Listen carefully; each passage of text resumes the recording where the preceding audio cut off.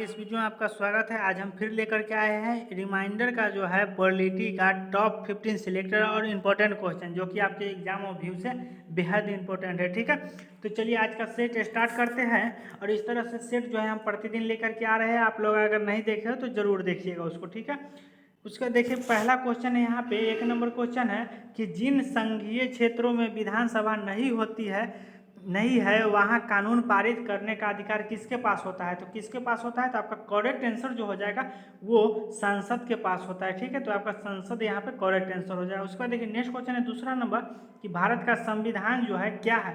भारत का संविधान क्या है, तो वो एक हरी नागरिकता प्रदान करता है। ये आपका करेक्ट आंसर हो जाएगा। ठीक, चलिए उसके बाद देखते हैं नेक्स्ट क्वेश्चन। यहाँ पे देखिए 3 नंबर क्वेश्चन है कि भारत की नागरिकता प्राप्त करने तथा उसे समाप्त करने से संबंधित विस्तृत प्रावधान क्या है।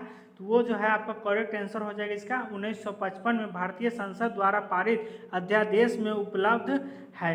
ठीक है, तो ये आपका करेक्ट आंसर हो जाएगा। उसके बाद देखिए 4 नंबर क्वेश्चन है कि मूल संविधान द्वारा मौलिक अधिकारों को 7 श्रेणियों में विभक्त किया गया है, परंतु अब इसके केवल कितना श्रेणी है, तो अब इसके केवल 6 श्रेणी है। तो आपका करेक्ट आंसर हो जाएगा 6 श्रेणी। ठीक है, उसका चलिए नेक्स्ट क्वेश्चन की ओर चलते हैं।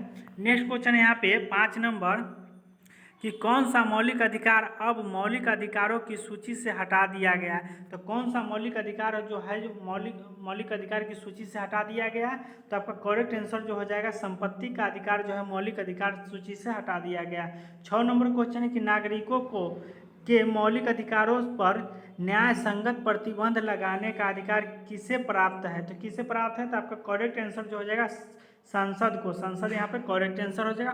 उसका देखिए नेक्स्ट क्वेश्चन है 7 नंबर कि भारत सरकार ने भारत रत्न तथा पद्मश्री की उपाधियाँ संविधान के किस अनुच्छेद के अंतर्गत प्रारंभ की। आपका करेक्ट आंसर जो हो जाएगा अनुच्छेद 18 यहाँ पे करेक्ट आंसर हो जाएगा। उसका देखिए यहाँ पे 8 नंबर क्वेश्चन है कि भारत में सिक्कों की कृपाण रखने की अनुमति है, उन्हें ऐसा करने की अनुमति किस मौलिक अधिकार के अंतर्गत दी गई है। तो आपका करेक्ट आंसर जो हो जाएगा धार्मिक स्वतंत्रता का अधिकार जो है ये आपका करेक्ट आंसर हो जाएगा। ठीक है, चलिए इसके बाद देखते हैं नेक्स्ट क्वेश्चन यहाँ पे है 9 नंबर कि व्यक्तिगत स्वतंत्रता के अधिकार को सुनिश्चित करने के लिए नागरिक किस अधिकारी के पास जा सकता है। तो किस अधिकारी के पास जा सकता है, तो आपका करेक्ट आंसर जो हो जाएगा वो सर्वोच्च न्यायालय तथा उच्च न्यायालय के अधीन जा सकता है। ठीक है, के पास जा सकता है। उसका देखिए 10 नंबर क्वेश्चन है संविधान द्वारा प्रदान किए गए मौलिक अधिकारों में संशोधन करने का अधिकार किसके पास होता है। तो किसके पास होता है, आपका करेक्ट आंसर हो जाएगा संसद के पास होता है। ठीक है, 11 नंबर क्वेश्चन है यहाँ पे कि संपत्ति के मूल अधिकार पर प्रतिबंध किस अनुच्छेद के आधार पर लगाया जाता है। तो किस अनुच्छेद के आधार पर लगाया जाता है, तो आपका करेक्ट आंसर जो हो जाएगा वो अनुच्छेद 14 पर लगाया जाता है। ठीक है, उसका देखिए 12 नंबर क्वेश्चन है राष्ट्रपति पद के लिए उम्मीदवार के नाम का प्रस्ताव राष्ट्रपति के पद के लिए उम्मीदवार के नाम का प्रस्ताव जो है वो निर्वाचन मंडल के 50 सदस्यों द्वारा किया जाता है। ठीक है, तो ये आपका करेक्ट आंसर हो जाएगा 50 सदस्यों के द्वारा।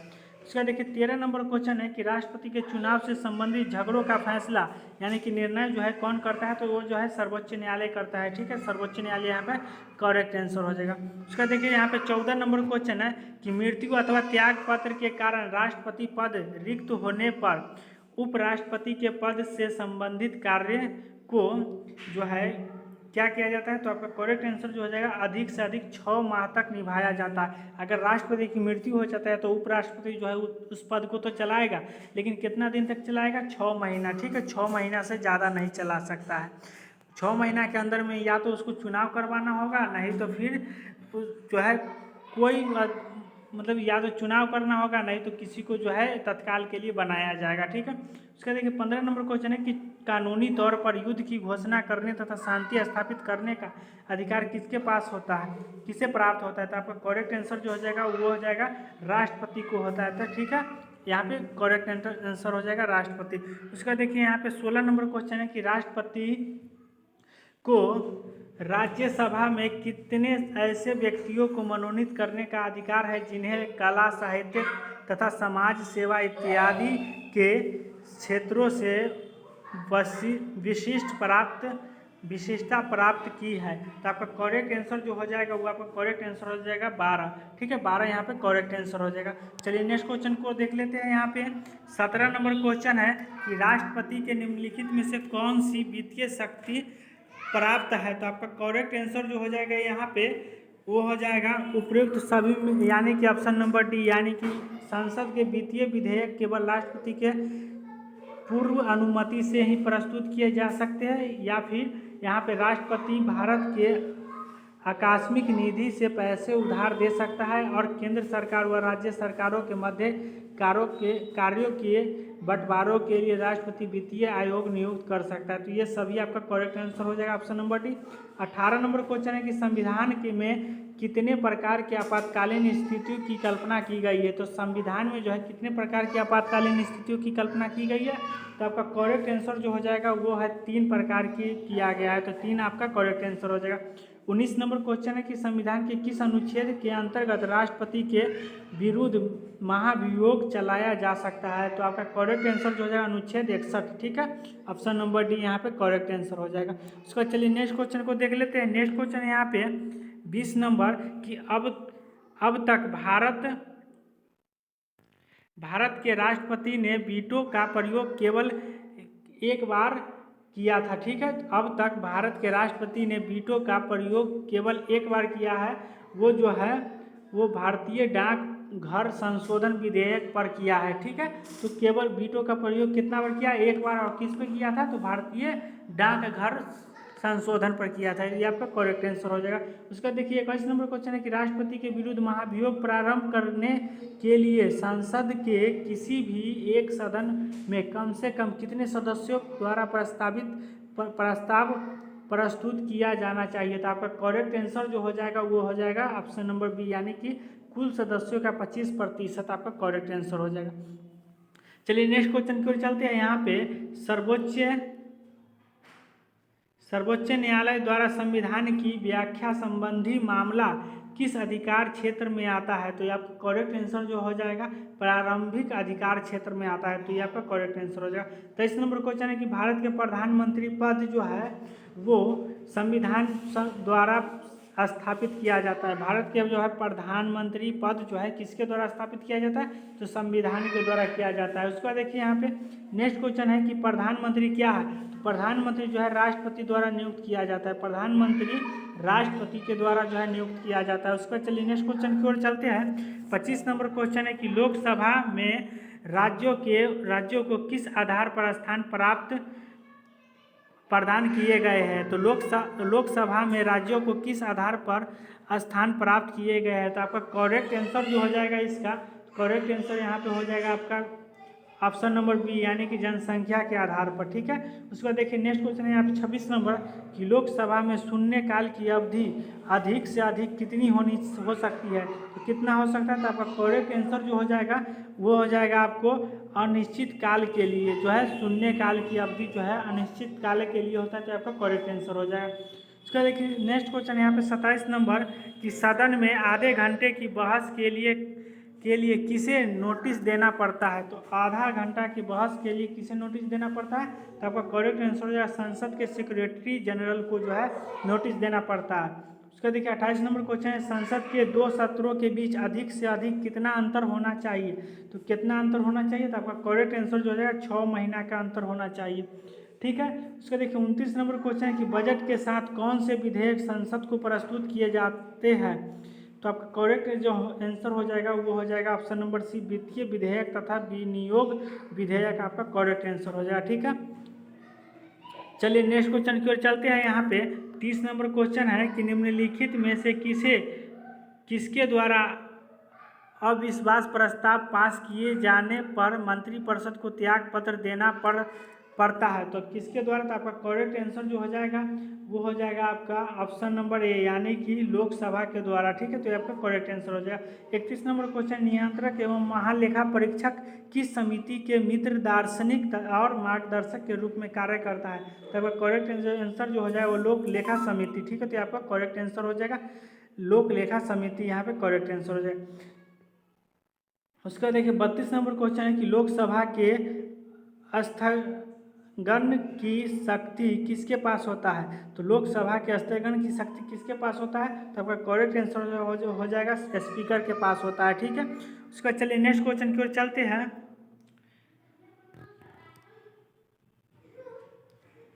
33 नंबर क्वेश्चन है कि संसदीय भाषा में समापन का अर्थ क्या होता है? संसदीय भाषा में समापन का अर्थ क्या होता है? तो आपका करेक्ट आंसर जो हो जाएगा वो संसद के सत्र का अंत, संसद के सत्र का अंत होता है, तो वो आपका करेक्ट आंसर हो जाएगा। और 34 नंबर क्वेश्चन है किस जनगणना के आधार पर राज्यों को इस समय संसद में सीट दी गई? तो किसके द्वारा? तो आपका करेक्ट आंसर जो हो जाएगा वो 2001 के द्वारा दिया गया है। ठीक है, तो ये आपका करेक्ट आंसर हो जाएगा। चलिए नेक्स्ट क्वेश्चन की ओर चलते हैं।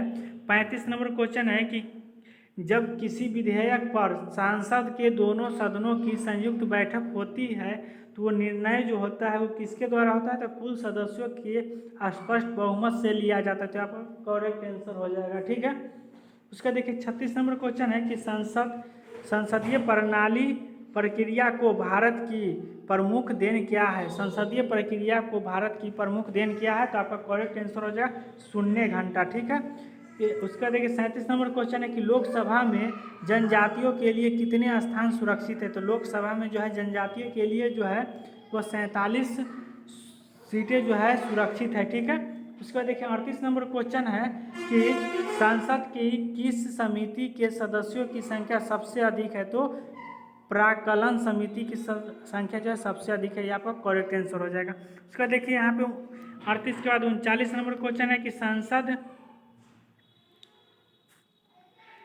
39 नंबर क्वेश्चन है कि निम्नलिखित में से यह कौन सुनिश्चित करता है कि संविधान निधि संचित निधि में से कोई भी खर्च संसद की अनुमति के बिना नहीं किया जा सकता है? तो यह आपका करेक्ट आंसर जो हो जाएगा वो हो जाएगा नियंत्रक एवं महालेखा परीक्षक। ठीक है, 40 नंबर क्वेश्चन है कि सर्वोच्च न्यायालय के न्यायाधीश अपने पद जो है कब छोड़ता है? तो वो जो है सर्वोच्च न्यायालय के न्यायाधीश 65 वर्ष की आयु तक बने रहता है। ठीक है, यदि उससे ज़्यादा हो जाता है तो उसको छोड़ना पड़ जाता है। ठीक, इसके देखिए 41 नंबर क्वेश्चन है कि संविधान की व्याख्या से संबंधित विषय सर्वोच्च न्यायालय के क्या है? तो ये जो है संविधान की व्याख्या से संबंधित विषय सर्वोच्च न्यायालय के